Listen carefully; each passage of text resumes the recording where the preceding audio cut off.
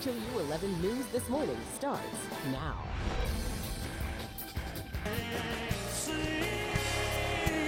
Blood, sweat, and tears to their dreams.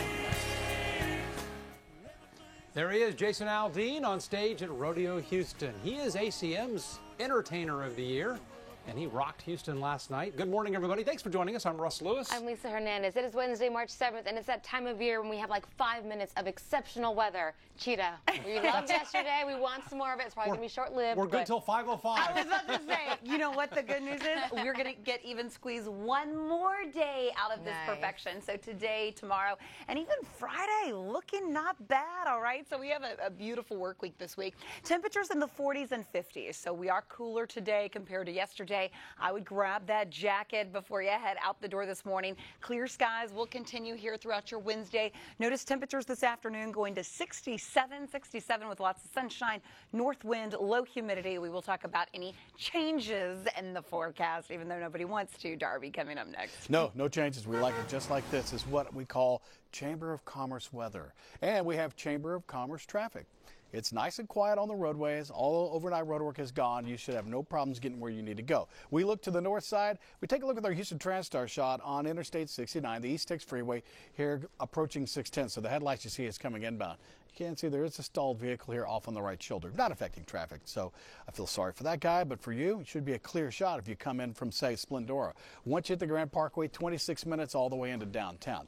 No delays on the Hardy Toll Road from 45 in Spring to 610, just a 19-minute ride. And I-45 coming in from the Woodlands, Spring, Conroe, you look good. 31 minutes from 1488 all the way into downtown. It's 5 o'clock. We're following some breaking news this morning. A man shot and killed in the parking lot of an apartment complex. This happened on Hayes Road in West Houston overnight. Janelle Ford is at the scene right now. Janelle, have police had any luck figuring out who the victim is? Russ and Lisa, I just finished speaking with the lieutenant here. He tells me that they believe that that victim was a taxi driver who lives here, but they haven't confirmed that yet. Now, as you can see, it's still a very active scene here this morning. Police say it all happened just before 3:30. I want you guys to take a look at that taxi cab. As you can see, it is riddled with bullets as well as the ground around it. Now, witnesses here tell me they heard gunshots in the parking lot just around 3:30. One witness says he was inside and heard a cry for help, followed by a round of gunshots. Now, when they looked outside, they saw a man shot here. That witness came outside and found another neighbor performing CPR, but unfortunately, that victim did end up dying. Now, police say they're looking for a dark car, but don't have much more information about potential suspects, and they're asking anyone with any information to contact them or Crime Stoppers. Now, hopefully, guys, I'll be able to give you guys a little bit more information in the coming hour. Standing for Houston, Janelle Ford, KHOU 11 News.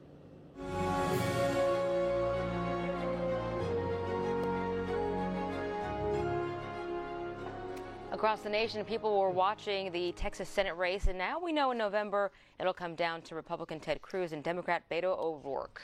Yeah, that's not the only big race we've been watching either. The results have been coming in really all night long from the primary races. Yeah, Brandy Smith is here to break down those results for us. Brandy, good morning. Good morning, guys. Well, the big deal about O'Rourke and Cruz is that there's the potential in this race in November for a Democrat to take over a Senate seat for the first time since 1993 in Texas. That's a pretty big deal. Another race that's getting national attention is this one. The race for District 29, because Texas could send its first Latina to Congress ever. Sylvia Garcia won her primary, and this is a historically blue district, so she is expected to face very little competition from Philip Aronoff in November. We knew we were facing a self-funder who decided to come in from Beaumont and, buy that seat, some have suggested. And we decided we were going to go directly to voters. We have focused in a field campaign. So our field campaign won and money lost. So Garcia could be one of two Latinas elected to Congress in November. El Paso judge Veronica Escobar won her primary and is expected to win outright this fall. Now we are tracking a couple other races that will head to a runoff on May 22nd in District 2. Kevin Roberts and Dan Crenshaw are vying to replace retiring Congressman Ted Poe. The big surprise here is that Kathleen Wall, who dropped $6 million of her own money in the race, she failed to make the runoff by 145 votes. Now, in District 7, an area that voted for Hillary Clinton over Donald Trump in the presidential election, incumbent Republican John Culberson handily won his primary. Now the attention's focused on which Democrat he will face. It's a runoff between Lizzie Pennell Fletcher and Laura Mosier. Lisa? Okay, Brandy, thank you. Our election coverage continues online at KHOU.com and on our KHOU 11 News app. That's where we have the results from all the races in the Texas primary and who is going head-to-head in the runoffs. All right, it's 5:04 right now. Time for your morning rush. 2 motorcyclists thrown from their bikes are expected to be okay. Last night, they were both sideswiped by a speeding car off the North Loop near Yale. One of the bikes was thrown into the car's engine, while another went up in flames. Crime Stoppers is offering a $100,000 reward to catch a Pearland mom's killer. Days before Christmas, Valerie Young was found shot to death in her garage. With no new leads, her son is worried the case is going cold. Porn star Stormy Daniels is suing President Trump. Daniels wants a California judge to invalidate a non-disclosure agreement she signed days before the presidential election. She claims the agreement is invalid because Trump didn't personally sign it. President Trump's chief economic advisor is now gone. Gary Cohn resigned yesterday after disagreeing with the president's plan for hefty tariffs on aluminum and steel. Trump since tweeted he'll find a replacement soon. This morning, some airlines are waiving change fees as another powerful storm pummels parts of the Northeast. They can't catch a break. It's expected to dump heavy snow and cause flooding. 2,000 flights already canceled. So, Cheetah, where is the storm system right now? Yeah, take a look right over pretty much the Great Lakes, and this is going to continue to push right along the Northeast.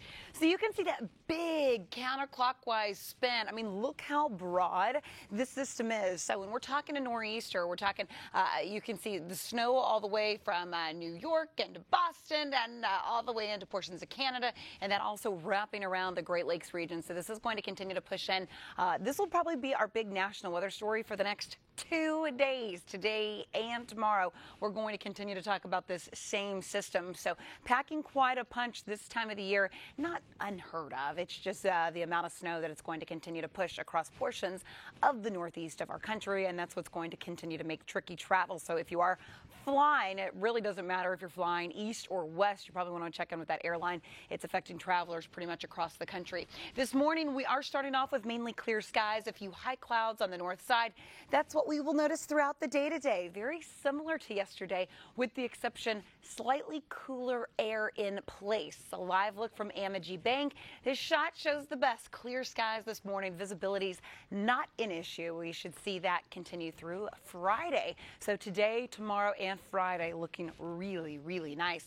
Temperatures this morning, 48 in Huntsville, 52 in Tomball, 50 degrees in Sugar Land, 53 in Pearland. That's about a 5 to almost about a 15-degree drop in places like Galveston, Angleton this morning, even along the immediate coastal areas compared to yesterday. So yesterday was cool. This morning, I'm going to say it's starting off chilly, and tomorrow morning, we will actually continue to drop from here.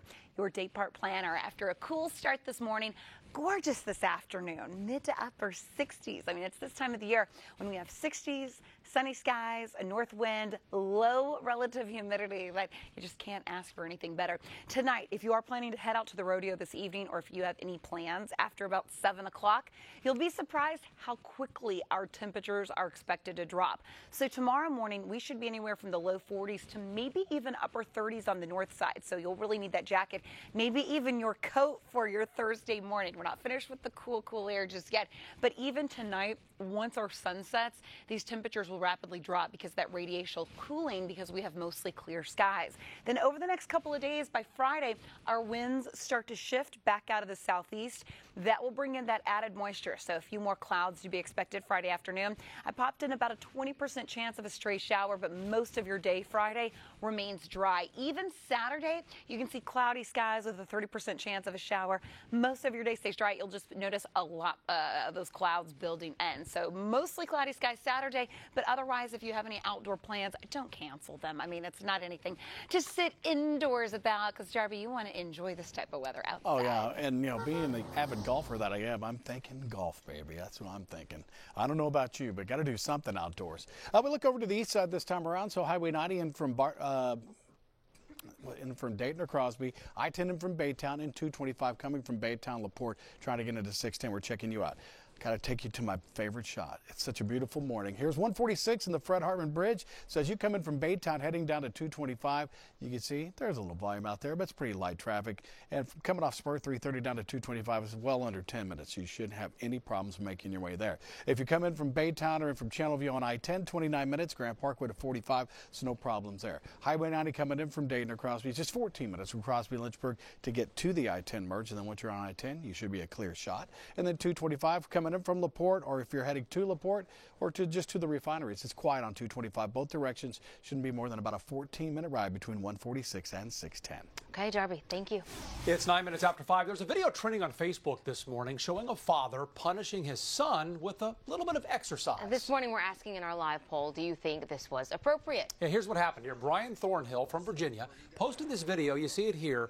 That's him driving behind his son as he made the boy jog to school. Now, he did it because the 10-year-old got kicked off the bus for a few days for bullying other students. Now, Dad points out it's only a mile to school, and the exercise is good for his boy. But do you think it's appropriate? You can vote this morning on KHOU.com/vote now.